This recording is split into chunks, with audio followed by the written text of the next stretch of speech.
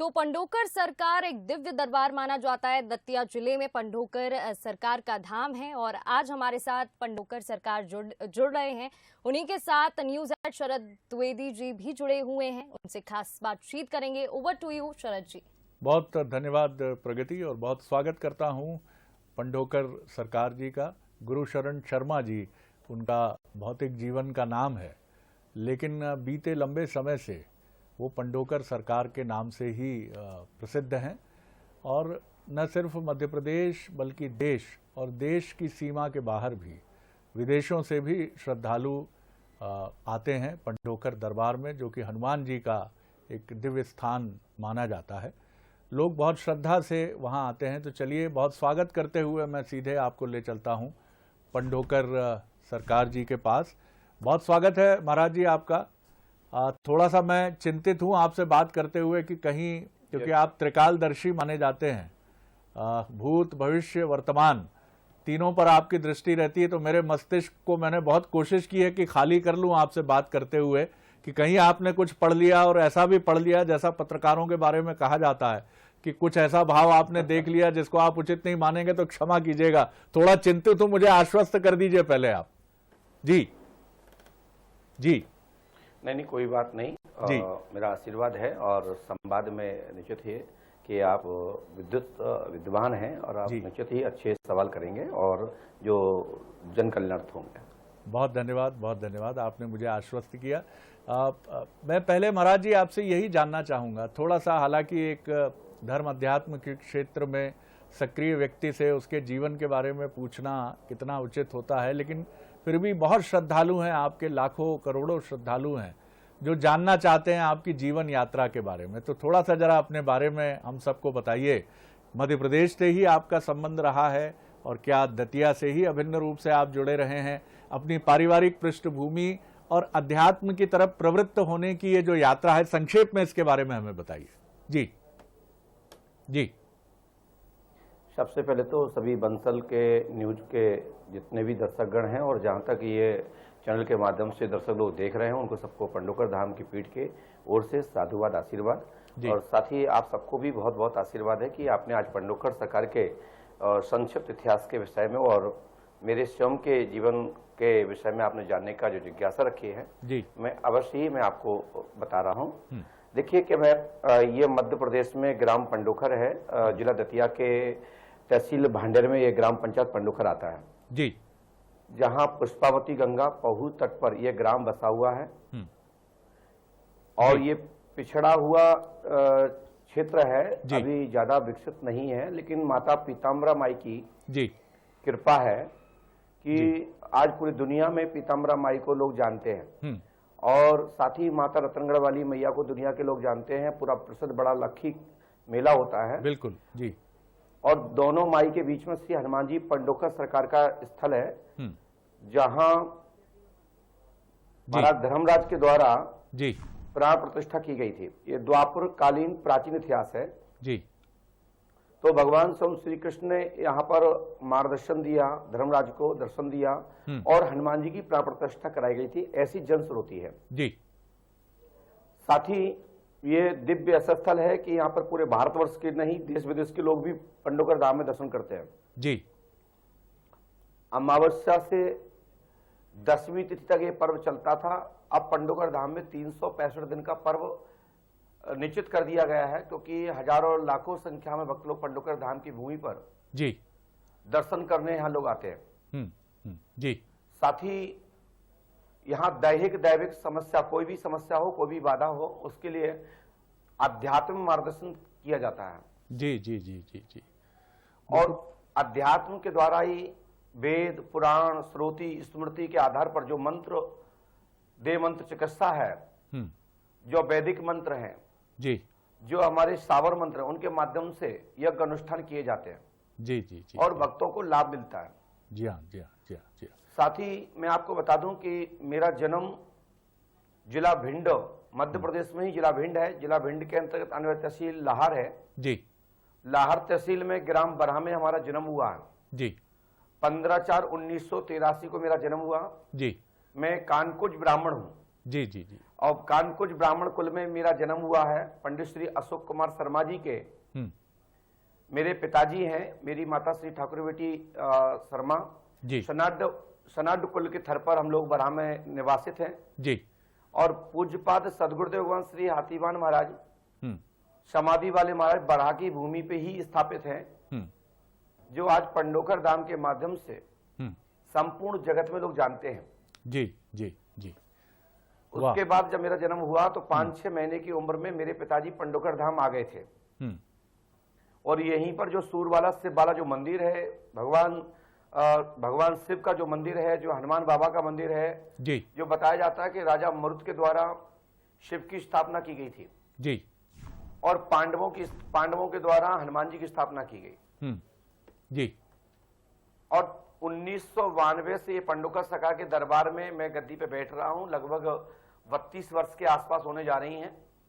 सन 1999 में 7 दिसंबर से मैं स्वतंत्र रूप से पंडोकर धाम में गद्दी पर बैठना प्रारंभ किया है, जो आज दुनिया के लोग मुझे इस रूप में जानते हैं। जी हाँ, जी हाँ, जी हाँ, जी हाँ। लगभग 22 वर्ष पंडोकर धाम की भूमि पर स्वतंत्र रूप से दरबार चल रहा है। उसके पहले हमारे ग्रामवासी जन, हमारे पिताजी सबके सहयोग से हेल्प प्राप्त होती थी और हम दरबार में बैठा करते थे। तो वैसे तो 32 वर्ष हो गई हैं और दरबार चलते चलते सन 1986 से ये दरबार चल रहा है। उसके पहले हमारे पूज्य पिताजी गद्दी पे बैठा करते थे जी। और क्षेत्र का बड़ा मेला लगता था, बड़ी भीड़ होती थी, मतलब 5-5, 10-10 हजार लोगों की भीड़ होती थी। अब तो ये है कि पंडोकर धाम में दर्शनार्थियों की संख्या लगभग महीने भर में अमावस्या से अमावस्या तक लगभग 2 लाख से ज्यादा लोग दर्शन करते हैं। वाह वाह वाह। आज की तारीख में जी, बहुत बड़ी बात है। होते हैं जी। वो 1000, 1500, 2000 लोग होते हैं। जी जी जी जी, बहुत बड़ी बात है और बहुत आपको इसके लिए और उनकी मैं सुनवाई करता हूँ। उसकी मैं आपके लिए आपको बहुत धन्यवाद ज्ञापित अंतर्मन में जो प्रेरणा मिलती है, जो अनुभूति होती है, वो मैं लिख के दे देता हूँ, लिख के देते हैं, फलीभूत होता है। जैसे कि मैं पूर्वांत रूप से आपके पाठक त्रिपाठी जी को, आपके जो प्रतिनिधि हैं, आपके जो मीडिया से, उनको मैं पूर्व में ईरान के युद्ध के विषय में बता चुका था कि ये युद्ध विश्वव्यापी होने वाला नहीं है, ये समाप्त हो जाएगा और इसकी सरल रास्ता निकल आएगी और छोटे मोटे हॉक टॉक तो चलते रहते हैं। तो इसी तरीके से हमारे कई ऐसे दरबार के माध्यम से बताया गया, सोशल मीडिया के माध्यम से बताया गया, इलेक्ट्रॉनिक मीडिया के माध्यम से बताया गया, तो वो समय समय पर फलीभूत हुई है। ये सब भगवत कृपा है। निश्चित तौर पर मेरी जो शिक्षा दीक्षा है, वैसे जी जी जी बताइए। प्राइमरी और मिडिल पढ़ाई मैंने की है। ब्राह्मण कुल में मेरा जन्म हुआ, मैंने आपको बता ही दिया है कि ब्राह्मण का कर्म है विद्या पढ़ना, विद्या पढ़ाना, यज्ञ करना, यज्ञ कराना, दान देना, दान लेना, ये 6 कर्म है। और साथ ही ब्राह्मणों का कर्तव्य है कि चारों वर्णों के लोगों को सुरक्षित रखें, चारों वर्णों को समय समय पर ज्ञान प्रसाद करें। जी जी, और साथ ही उनको सही दिशा देकर बहुत सुंदर बात है पंडोकर सरकार जी। मैं कुछ और प्रश्नों की तरफ आपकी अनुमति से बढ़ता हूं और अगला मेरा प्रश्न ये है कि जो सबसे आपका एक बहुत ही दिव्य और बहुत ही अलग स्वरूप जब हम देखते हैं, जब आप गद्दी पर बैठते हैं और देश और दुनिया के अलग अलग हिस्सों से, मध्य प्रदेश से, छत्तीसगढ़ से, अलग अलग हिस्सों से लोग आते हैं, आप उनको एक माइक देते हैं और कहते हैं कि बताइए आपकी पीड़ा क्या है, और आपके हाथ में हम एक कागज़ देखते हैं और वो व्यक्ति जब अपनी पीड़ा बताता है तो लगभग अक्षरशः वही बात आपके कागज़ पर लिखी हुई आप कहते हैं यही आप कहने आए थे ना, वो व्यक्ति भी चमत्कृत हो जाता है और जो लोग देखते हैं, सुनते हैं, वो भी आश्चर्य से भर जाते हैं। मैं सिद्धि के बारे में आपसे नहीं पूछूंगा क्योंकि एक संत से, एक आध्यात्मिक व्यक्ति से निश्चित तौर पर एक ऐसी सिद्धि या इसकी दुनिया है जिस पर खूब बहस हो सकती है। मानने वाले मानते हैं, नहीं मानने वाले नहीं मानते हैं और ये उनका अपना अधिकार है, इसमें किसी बहस की आवश्यकता नहीं है। लेकिन मुझे ये समझाइए कि इस पूरी प्रक्रिया में कितना आप ये दावा भी करते हैं कि लोगों को लाभ पहुंचता है। तो जैसा आपने कहा, तुलसीदास जी ने भी कहा है कि दैहिक, दैविक, भौतिक तापा, क्या इन तीनों ही चीजों से मनुष्य के जो बड़े कष्ट हैं, दैविक भी होते हैं, दैहिक भी होते हैं और भौतिक भी होते हैं, इन तीनों से आप दावा करते हैं कि आप उनको मुक्त कर सकते हैं या उनको एक रिलीफ ईश्वरी कृपा से पहुंचा सकते हैं? जी देखिए, आपने बहुत ही सुंदर विषय रखा है और ये विषय से बड़ा जनमानस में बड़ा मार्गदर्शित ये प्रश्न रहेगा जो आपने किया है। मैं आपको बता दूं कि दैहिक दैविक भौतिक जो है, जो बाबा गौसूत्र जी ने जो प्रस्ताव रखा जी रामचरितमानस के माध्यम से, जी देखिए भगवान श्री राम एक ऐसे देवादि देव हैं, ऐसे देव हैं, ऐसे भगवान हैं जिनके स्मरण करने मात्र से संपूर्ण प्रकार के व्यवधान कट जाते हैं, संपूर्ण प्रकार के जीवन के जो रोग दोग हैं खत्म हो जाते हैं। हनुमान जी महाराज उनके परम भक्त हैं, उनके दूत हैं। तो चालीसा में लिखा है कि भूत पिशाच निकट नहीं आवे, महावीर जब नाम सुनावे, नासे रोग हरे सब पीरा, जपत निरंतर हनुमत बलवीरा। जी। तो कैसा भी कष्ट हो, कैसा भी संकट हो, कैसे भी भूत बाधा पिशाच बाधा हो, कैसी भी सूक्ष्मधारी आत्माओं के द्वारा शरीर में कष्ट पीड़ा हो, तो हनुमान जी का स्मरण करने से लाभ मिल जाता है। और हनुमान जी स्मरण करते हैं राम जी महाराज का, तो राम नाम संकीर्तन करने से हमारे जीवन की दिशा सुधर जाती है, परलोक सुधर जाता है, लोक सुधर जाता है, देवगति प्राप्त होती है। जी।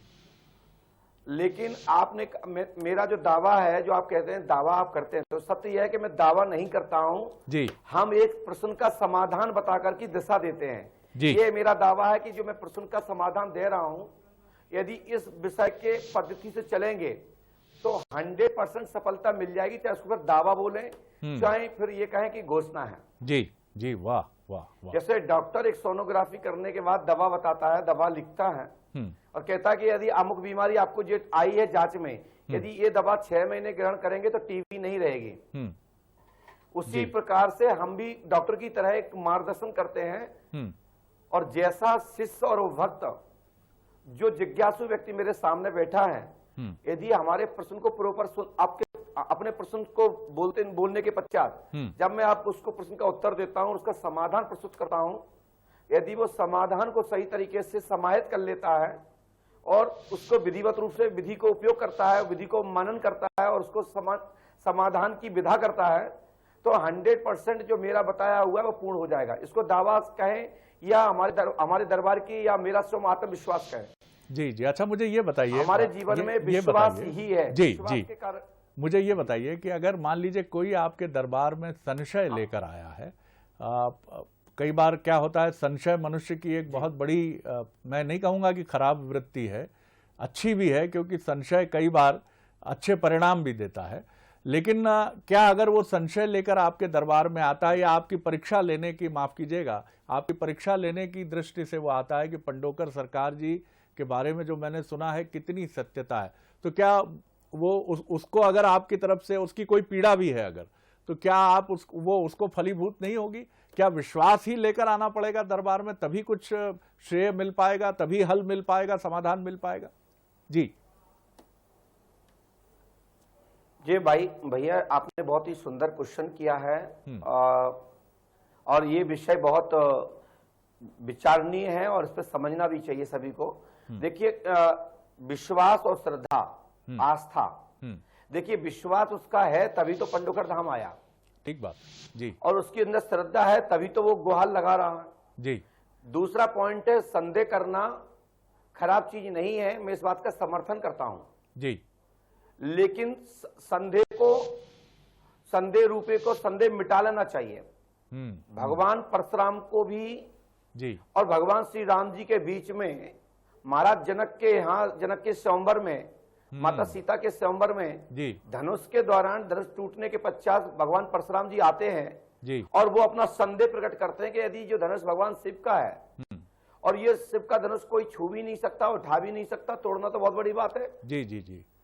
और तो उस पे उन्होंने कहा कि ये बिगड़ नारायण के, बिगड़ ईश्वर के, बिगड़ परमात्मा के ऐसा कोई ऐसा हो नहीं सकता था जी। तो उन्होंने कहा कि यदि तुम परमात्मा हो तो जो मेरे मन में जो चल रहा है तो उसका संदेह खत्म करें।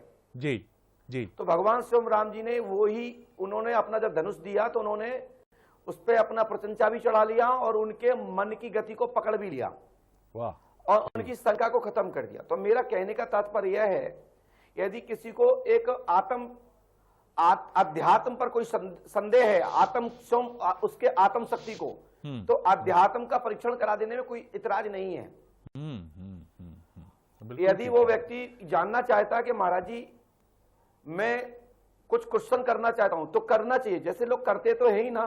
बिल्कुल कोई ठीक टीवी है। के बारे में पूछ रहा है, कोई कैंसर के बारे में पूछ रहा है, कोई लव के बारे में पूछ रहा, कोई राजनीति के बारे में पूछ रहा, उसका भी उसी प्रकार का एक दूसरा क्वेश्चन है कि ये हमारा संदेह है। हम्म, हम्म, हम्म, हम्म। तो संदेह को समाधान करना हमारा कर्म और कर्तव्य बनता है, परमात्मा की ओर प्रेरित करना, वाह, वाह। और उसको परमात्मा की शक्ति के विषय में, परमात्मा के ज्ञान विषय बिंदु के विषय में उसको उस दिशा में ले जाकर, उसकी दिशा जब सुधर जाएगी तो वो खुद ही लोक कल्याण की दिशा में आ जाएगा।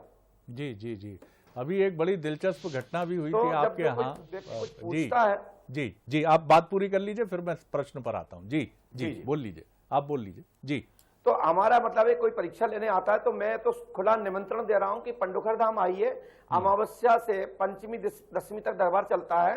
अब ये भी कोई नहीं कह सकता कि हम नहीं मिलते हैं। अब तो 365 दिन का पर्व हो गया है, बस समय लेके आवे, यहाँ के सिस्टम से नंबर में बैठे, अपना कृपया किसी को अपनी नाम अपनी समस्या ना बतावें, हम बताने के लिए तैयार हैं। यदि हम ना बता पाए तो एक वीडियो जरूर बना के वायरल कर देवें जिसमें हम मना कर रहे हो कि हम नहीं बता सकते। वाह वाह वाह, ये खुली चुनौती दे रहे हैं पंडोकर सरकार की, अगर आप सोशल मीडिया का जमाना भैया। जी हाँ, कि अगर आपको कोई संशय संदेह हो तो आप ये करने के लिए स्वतंत्र है। अभी एक पुलिस अधिकारी आपके दरबार में आ गए थे, बड़ी चर्चा का विषय था, किसी मर्डर को लेकर, वो कुछ हत्या को लेकर पूछने के लिए आ गए थे। अब उनकी तो भोली जिज्ञासा थी, लेकिन अब सही बात है सरकारी नौकरी, प्रशासन में उनके विरुद्ध कार्रवाई भी हो गई, लेकिन क्या उनका ठीक ठीक समाधान हो पाया था? जी जी जी। देखिए, मैं आप सबसे यही निवेदन करता हूं, और मैं किसी को ये नहीं कहता कि जो मैं जो बता रहा हूं उसको स्वीकार कर लो। हम जो कह रहे हैं, जो आप प्रश्न कर रहे हैं, मैं उसका उत्तर दे रहा हूं। यदि आपके प्रश्न का सही सटीक उत्तर प्राप्त होवे और आपकी सही बीमारी या सही विषय को हम बतावें तो स्वीकार कर लीजिए। और हम ये नहीं कहते कि जो हम बता रहे हैं विधि, उस विधि को करें, या हम जो बता रहे हैं कि वो अनुष्ठान करें।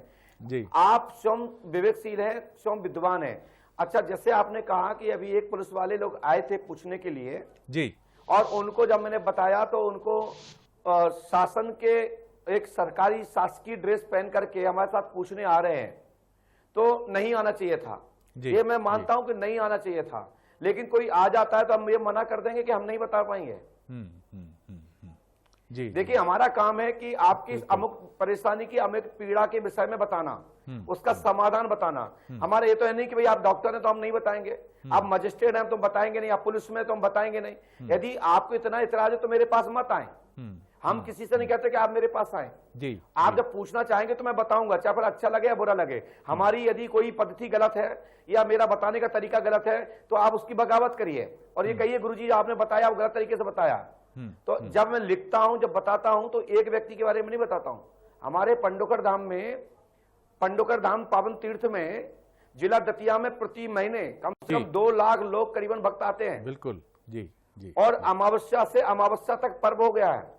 और हम तो ये कहते हैं कि भाई जो शासन प्रशासन के लोग जानना चाहते हैं, अपने आला अधिकारियों से, वरिष्ठ अधिकारियों से परमिशन लेके आवे और साथ में लिखित लेके आवे, और लिखित लेने के बाद वो हमारे पास जमा करें। वैसे मैं अधिकारी तो हूं नहीं, सरकारी नौकरी तो मेरी है नहीं कि मैं लिखित मांगू, परंतु हमें भी तो अपने बचाव के लिए चाहिए। यदि हम जब बता देते हैं तो इतना इतराज होता है अधिकारियों को, या उन्हें सस्पेंड कर देते हैं, या हटा देते हैं, या उनको निलंबित कर देते हैं। जी जी। और यदि हम ना बता पाए तो फिर क्या होगा? हमारा नाम खराब नहीं होगा। जी जी जी। तो इसलिए हम भी चाहते हैं, हम तो मध्य प्रदेश सरकार से गुहार करते हैं, केंद्र सरकार से गुहार करते हैं कि जितने भी भारत भूमि पर, जैसे हमारे ज्योतिष विद्वानों के लिए पढ़ाई है, डिग्री है, उसका एक थीसिस बनती है, एक उसका पीएचडी होती है, उसका एक विद्यालय होता है, इसका एक गणित होता है। जिस तरह से ज्योतिष को सम्मान मिला है, इसी प्रकार से पराशक्तियों के विषय पे भी मिलना चाहिए। बहुत आपने बड़ी बात की है। जितने भी बड़ी बात की है पाखंडवाद के जगह स्थल हैं, जी जी जी, जितने भी जगह पाखंडवाद के स्थल हैं, जिनका परीक्षण शासन, मध्य प्रदेश शासन को करना चाहिए।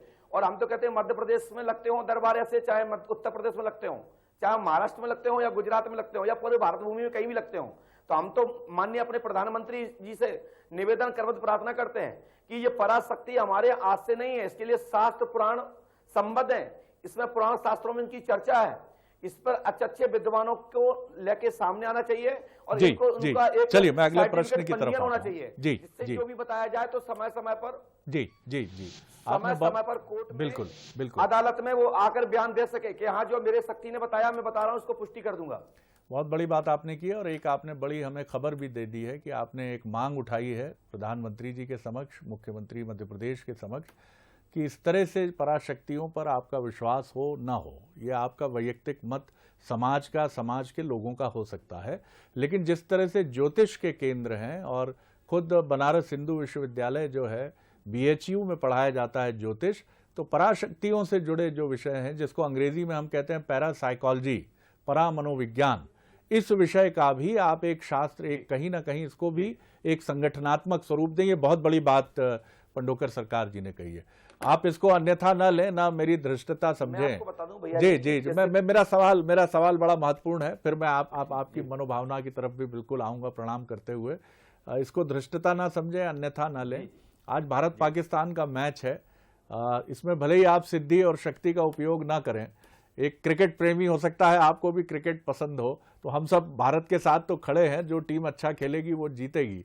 लेकिन मैच के बारे में अगर आपकी कोई टिप्पणी मिल जाएगी तो इसका आनंद और दुगना हो जाएगा, भले ही वो वैयक्तिक कैपेसिटी में हो, सिद्धि ना हो उसमें। जी जी, देखिए आपने बहुत ही सुंदर बात रखी है, लोगों के सट्टेबाजियों के लोगों के लिए बहुत बड़ी बात की है आपने, लेकिन इसको बताने में मैं असमर्थ हूं, इसलिए नहीं बता सकता क्योंकि इसमें कई परिवार लुट बिल्कुल जाएंगे ठीक और बात है, बर्बाद हो बिल्कुल जाएंगे। ठीक कह रहे हैं आप जी। और ये जुआ की और सट्टा की श्रेणी में आता है, कोई खेल है। खेल को तो मैं भी सम्मान करता हूं, मैंने भी अपनी उम्र में खेला है और मैं कपिल देव इत्यादि, सचिन तेंदुलकर और शाहरुख गंगोली जी इत्यादियों का मैंने बहुत उनका प्रदर्शन देखा है और खेल का तो सम्मान होना चाहिए। लेकिन ये भारत में सट्टा जुआ ये कोई लीगल प्रोसेस नहीं है, लाखों करोड़ों लोग बर्बाद हो जाएंगे। लेकिन मैं इतना जरूर कह देता हूं, आज का जो मैच है बिल्कुल डिफरेंट और अलग जाएगा और भारत की खिलाड़ियों की तरफ से 80% जीत होगी। मैंने 80% इसलिए कह दिया क्योंकि बड़े बड़े सट्टे ना लगे, नहीं तो कहेंगे पंडोकर सरकार ने बता दिया, मालो माल हो जाएंगे। वाह वाह वाह, प्रणाम कर रहा हूं आपको, बहुत सुंदर बात आपने कही है। ये बताइए कि अभी, क्योंकि इस विषय के लिए बताने के लिए उचित इसलिए नहीं क्योंकि इस पे कानून बना है, बिल्कुल ठीक, मैं जुआरियों को, सट्टा वालों को प्रोत्साहन नहीं दे सकता। मैं इतना ही कहूंगा क्योंकि मैं भारत भूमि में रहने वाला हूं, हमारी भारतीय टीम की विजय होना चाहिए, भारतीय खिलाड़ियों की विजय होना चाहिए, जिससे भारतीय युवाओं को, बच्चों को एक सीख मिलेगी और भारत के स्वाभिमान के लिए अच्छा खेल खेलें, उसके लिए मेरा आशीर्वाद है।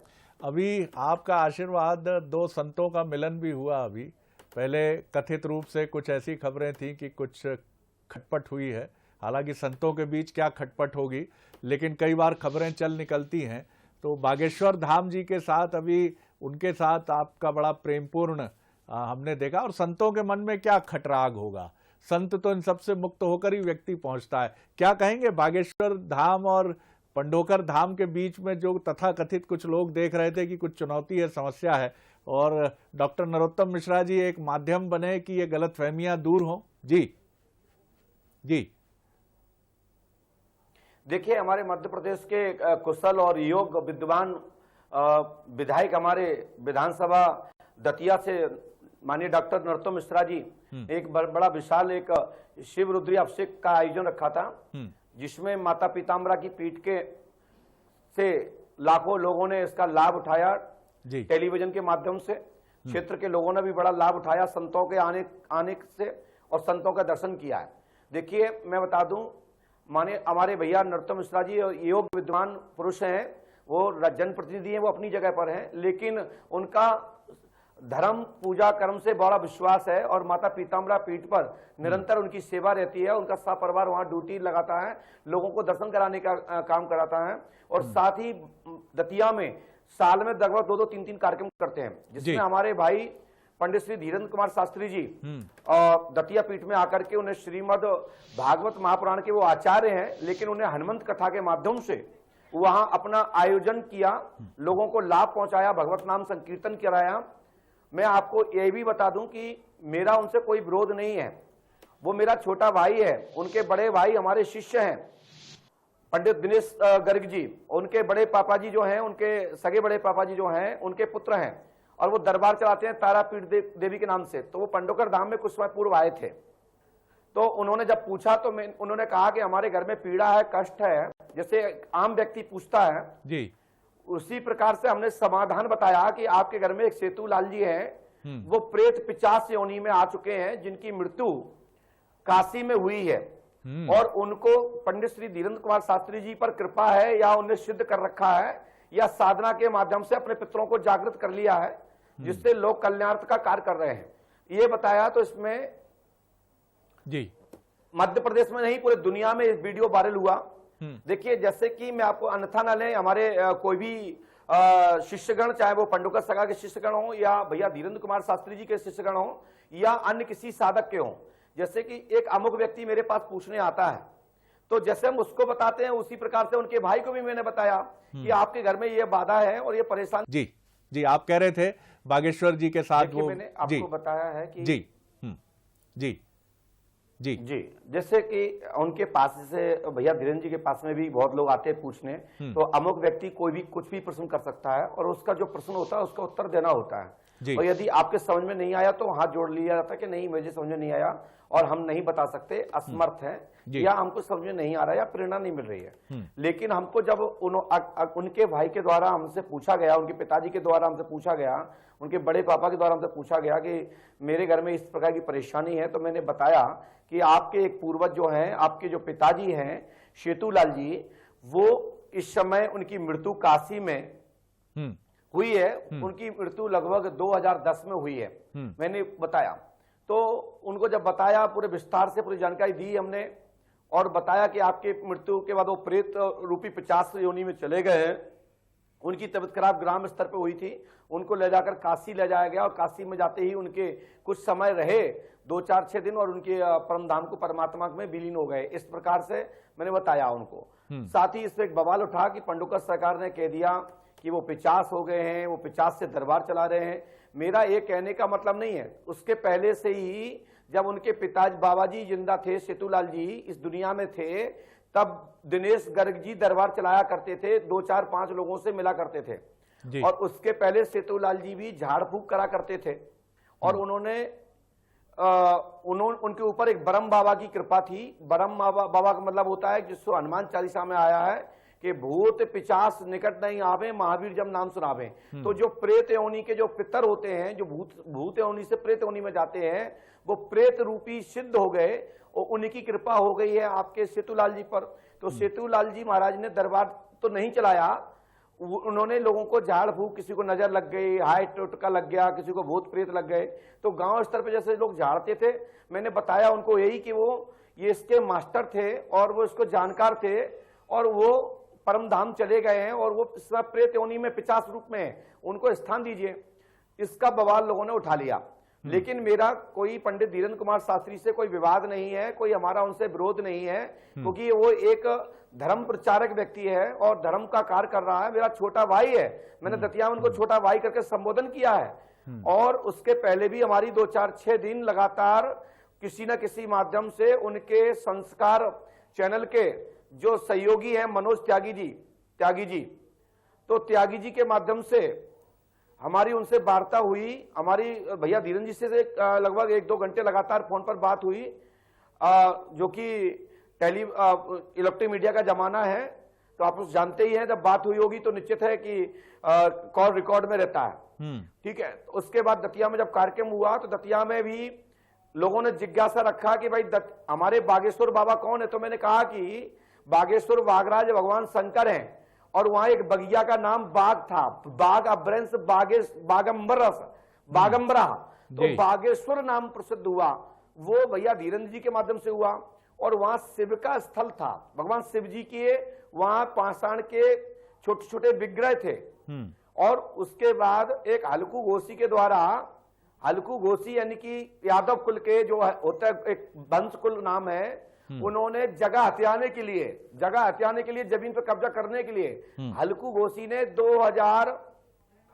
1988-89 में ये प्रतिमा रखी थी एक करीले के पेड़ के पास में, नीम के पेड़ के पास में, जिसकी प्राण प्रतिष्ठा नहीं की गई थी। जैसे अपन कई जगह देखते हैं, कई जगह जाते हैं जहां से पुल निकलता है, रोड निकलते हैं, गांव स्तर पर अपन जानते ही विडम्बना, तो जगह घेरने के लिए मतलब मामला सुलझ गया है गुरुजी। मैं ये समझूं कि मामला सुलझ गया पूरी तरह। अब जी मामला सुलझ चुका है पूरी तरह।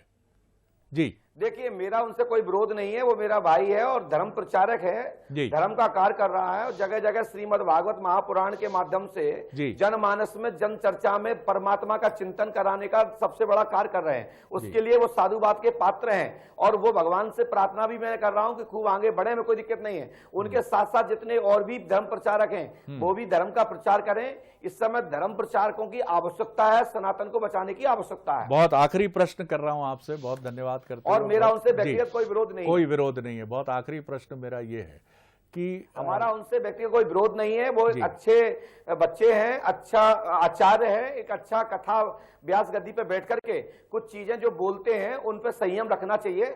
बस उसके लिए मैं बड़े भाई होने के नाते, वैसे तो मैं व्यक्तिगत बोल सकता था और बोलूंगा जब भी बैठेंगे, जब भी कभी चर्चा होगी तो हम निवेदन भी करेंगे, भगवान से प्रार्थना करेंगे कि हमारे धीरेन्द्र कुमार शास्त्री जी को मंच की मर्यादा को रखते हुए धर्म प्रचारक का जो गुण लक्षण होते हैं उस पर ही विशेष ध्यान दें। बहुत सारे शब्दों को मंच से ना बोलें क्योंकि उसमें वेद पुराण की खंडना होती है, इसमें व्यास आचार्य की खंडना होती है, हमारे वेद व्यास जी महाराज की खंडना होती है। क्योंकि भगवान वेद व्यास जी ने भी यदि कुछ करना होता तो वो भी कई भजन कीर्तन गा देते उसपे, और ऐसे भजन कीर्तन गा देते जिसमें बड़े लोग झूमते। लेकिन कुछ ऐसे वाक्य वो बोलते हैं जिन वाक्यों के विषय पे हमारा पर्सनल विषय है, हम कभी बैठ के बात करेंगे, लेकिन मंच की मर्यादा रखें, ये हमारा उनको निर्देश है और ये एक बड़ा भाई छोटे भाई को प्रेरणा दे रहा है। बिल्कुल ठीक है, और ये भारत की परंपरा और हम तो कहते हैं यदि हम भी कोई, हमारे पास में कोई कमी है या मेरी भी कोई कमी है तो संपूर्ण जगत के छोटे भाइयों को, बड़े भाइयों का अधिकार है कि हमको प्रेरणा दें, जिससे कि हम भी कोई दिशा मेरी गलत हो तो मैं सुधार कर धर्म की हानि ना होवे, धर्म की जय जय होवे। बिल्कुल आपने ठीक कहा, बहुत सुंदर बात आपने कही और मुझे लगता है कि उसको इसी भाव में बागेश्वर जी भी इसको, लेकिन हमारा मीडिया से कई निवेदन है, मेरा उनसे कोई विरोध नहीं है, किसी साधु संत से, भारत के किसी भी साधु संत से मेरा विरोध नहीं है। सब हमारे बड़े भाई हैं, हमारे आदरणीय हैं, गुरु तुल्य हैं और हमारे गुरु पिता तुल्य हैं। मैं सभी संतों का नमन करता हूँ, सबके गुरु एक ही होते हैं। गुरु परंपरा में गुरु कोई छोटा नहीं होता, कोई बड़ा नहीं होता है। आपसे आखिरी साधक कैसा है वो उसकी जिम्मेदारी होती है। आखिरी प्रश्न कर रहा हूँ गुरुजी, आखिरी प्रश्न आपसे कर रहा हूँ। चर्चा तो बहुत लंबी हो सकती है और कभी होगी भी, निरंतर आपसे आगे भी हम प्रयास करेंगे। ये जो विद्या है, सिद्धि है, कई बार फिर इसको, मेरे प्रश्न को आप इसको ये मत समझिएगा कि मैं इसको किसी और स्वरूप में रख रहा हूँ। जैसे भारत पाकिस्तान के बीच में द्विपक्षीय बातचीत होती है, चीन के साथ द्विपक्षीय बातचीत होती है, जैसा आपने कहा कि अगर इसको हम एक संस्थागत रूप दे दें, भारत की प्राचीन विद्याओं की बड़ी चर्चा भी रही है, तो क्या ऐसा करना धर्म की दृष्टि से अनुचित होगा कि हम सामने वाले देश के अधिकारियों के मानस को पहले ही पढ़ लें, समझ जाएं कि ये क्या दृष्टि रख रहे हैं, और अगर उनके मन में कहीं कुछ तथाकथित कपट भाव है वो अगर हमारी जानकारी में आ जाएगा तो हमारी सीमाएं और सुरक्षित होंगी? क्या ऐसा करना अनुचित होगा? क्या ऐसा किया जा सकता है? जी, इस पर रोशनी डाल दें संक्षेप में। जी जी, देखिए, मैं आपको ये बता दूं, ये बहुत ही एक सुंदर प्रश्न पूरे दुनिया के लिए, पूरे जगत के लिए एक बड़ा सुंदर मार्गदर्शन का केंद्र के रूप में और एक बड़ी परंपरा के रूप में एक बड़ी शक्ति का प्रदर्शन होगा और शक्ति का बड़ा महत्व का कार्य होगा, जिससे समाज के लिए तो लाभ मिलेगा ही मिलेगा, साथ साथ राष्ट्र सुरक्षित रहेगा। देखिए, मैं आपको बता दूं कि ये भारतीय सनातन से आदिकाल से एक नियम रहा है। बड़े बड़े राजा महाराजाओं के साथ में भगवान श्री राम जी जब इस पृथ्वी पर थे तो उनके साथ में भी गुरु वशिष्ठ, गुरु विश्वामित्र थे।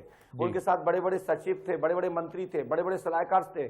गुरुजनों का भी सम्मान होता था और वो जो दिशा देते थे, मार्गदर्शन करते थे। तो आज वहां का जो आज तत्कालीन राजा हुआ करता था, जो भी सभा में जो गुरु होते थे, तो वो राजा को मानना ना मानना उनके हाथ में होता था, लेकिन गुरु परंपरा को रखते हुए गुरु से सलाह ली जाती थी, गुरु से मार्गदर्शन लिया जाता था। मैं तो कह रहा हूं इसकी पढ़ाई होना चाहिए, इसकी डिग्री होना चाहिए, इसका प्रॉपर लैन होना चाहिए, अंधविश्वास की श्रेणी खत्म होना चाहिए।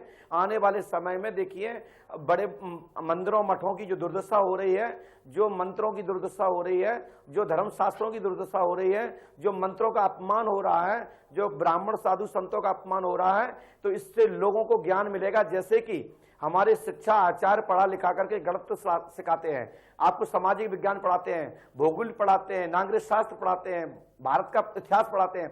जब पढ़ लिख करके वो विद्यार्थी आचार्य के रूप में बनता है तो ज्ञान प्रकाशमान बनता है, सैकड़ों बच्चों को तैयार करता है। सैकड़ों विद्यार्थियों को तैयार करता है, सैकड़ों आचार्य बना देता है।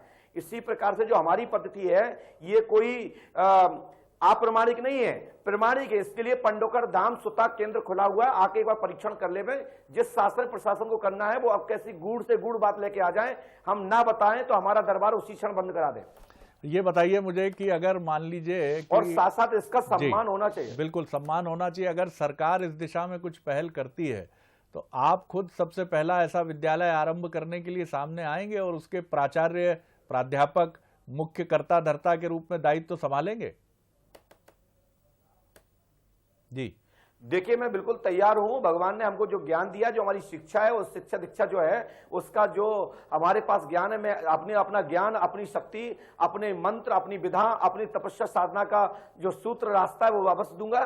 शेष उसमें सभी विद्वानों का मत लगेगा, सभी विद्वानों का इसमें सहयोग होगा, तभी ये विद्यार्थी इस विधा के निकल के आएंगे, तभी ये विद्यालय फिर पुनः चालू हो पाएगी जैसे पूर्व समय में हुआ करती थी। और देखिए, इसके लिए आपने अभी एक अपनी टिप्पणी में कहा कि ज्योतिष के लिए जो बीएचयू बनारस से इसका एक डिग्री होती है, इसकी एक पढ़ाई होती है और इसके लिए काशी इसके लिए जानी जाती है। इस पे ही काशी विश्वविद्यालय के में मनोविज्ञान भूत बाधा के नाम पर एक यूट्यूब पर मैंने पढ़ा था, गूगल में इसकी लाइन पढ़ी थी, इलेक्ट्रॉनिक मीडिया के मोबाइल के माध्यम से जब गूगल सर्च किया तो उसमें आया कि बीएचयू भी भूत विद्या पर, मनोविज्ञान पर विद्यार्थी तैयार कर रही है, इसको भी डिग्री दी जाएगी। तो बड़ी मुझे खुशी हुई थी कि यूनिवर्सिटी बीएचयू आपका काशी बनारस मंडल जो पूरे दुनिया के लिए विद्वानता के लिए, शास्त्रार्थ के लिए और ज्ञान विधा के लिए काशी प्रसिद्ध है, तो बड़ी खुशी हुई थी। लेकिन इसका अभी तक लाइन सामने नहीं आई। यदि काशी के कुछ विद्वानों को यदि आवश्यकता इस दास की पड़ेगी, तुच्छ प्राणी की यदि आवश्यकता पड़ेगी, तो मैं अपनी विधा को अवश्य सम्मिलित करा दूंगा। जी जी, बहुत सुंदर बात है।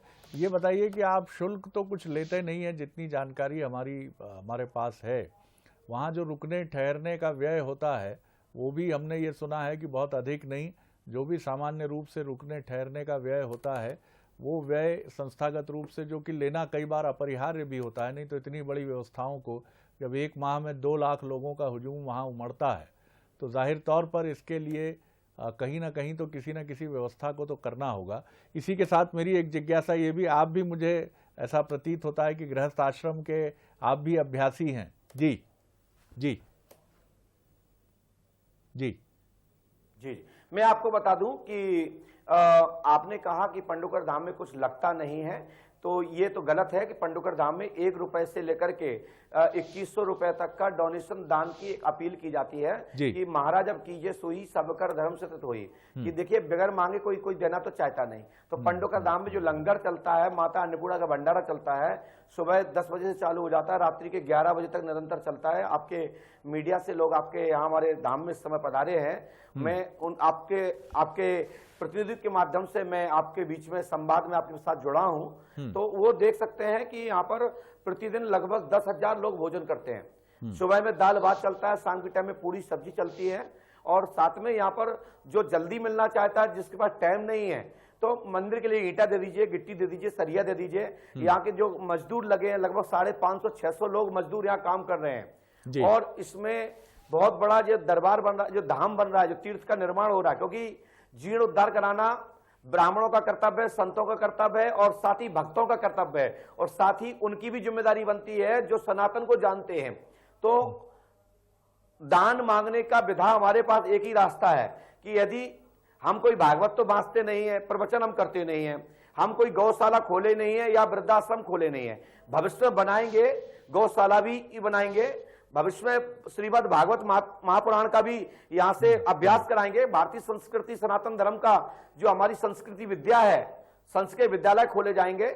अभी तो पंडोकर धाम में बड़े बड़े कैंप चल रहे हैं, जिसमें कि पंडोकर धाम में पूरे लोक कल्याणार्थ जी आप भी गृहस्थ आश्रम में हैं। 1 वर्ष से अधिक ज्यादा हो गया कोरोना महामारी पर। जी जी जी बिल्कुल, कोरोना महामारी के विषय पर पूरे दुनिया में हाहाकार मची थी।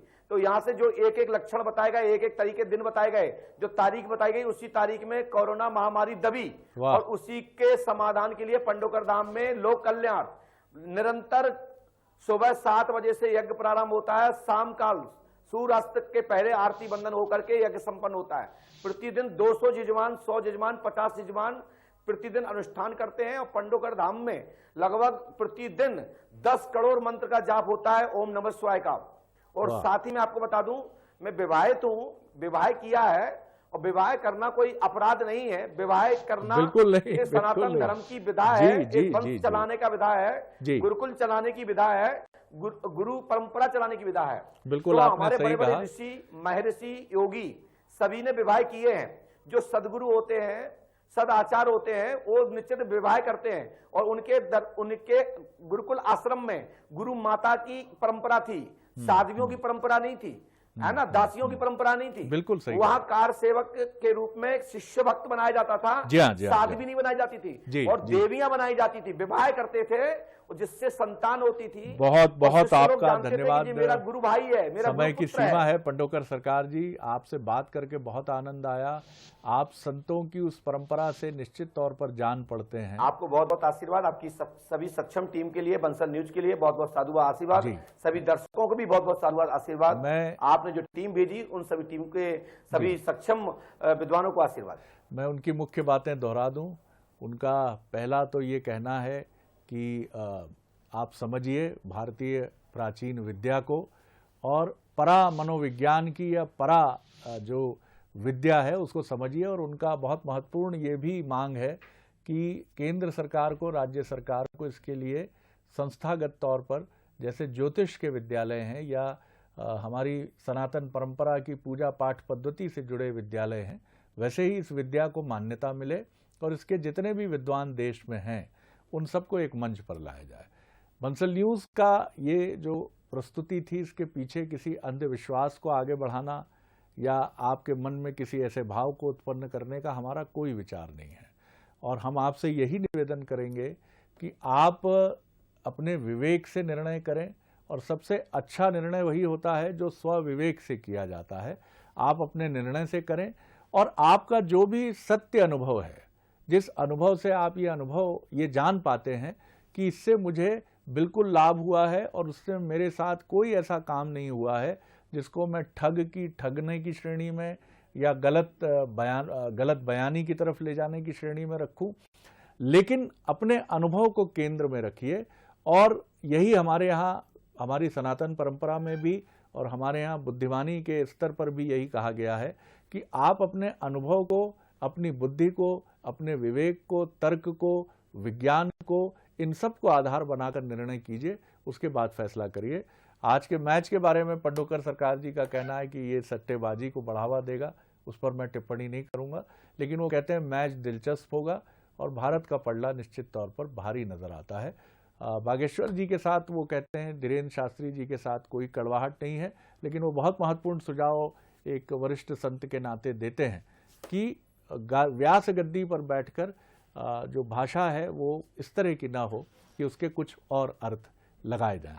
और वो फिर अपनी मांग दोहराते हैं कि इस विद्या के लिए पूरे देश में एक पीठ जरूर स्थापित की जानी चाहिए। बंसल न्यूज़ पर खबरों का क्रम जारी है, बने रहिएगा। और शाम को जरूर राइजिंग मध्य प्रदेश में मुख्यमंत्री शिवराज सिंह चौहान से भी मुलाकात करिएगा और मैच का भी लुत्फ उठाइएगा। तो चलिए, मुझे दीजिए इजाजत, बने रहिए बंसल न्यूज़ पर। नमस्कार।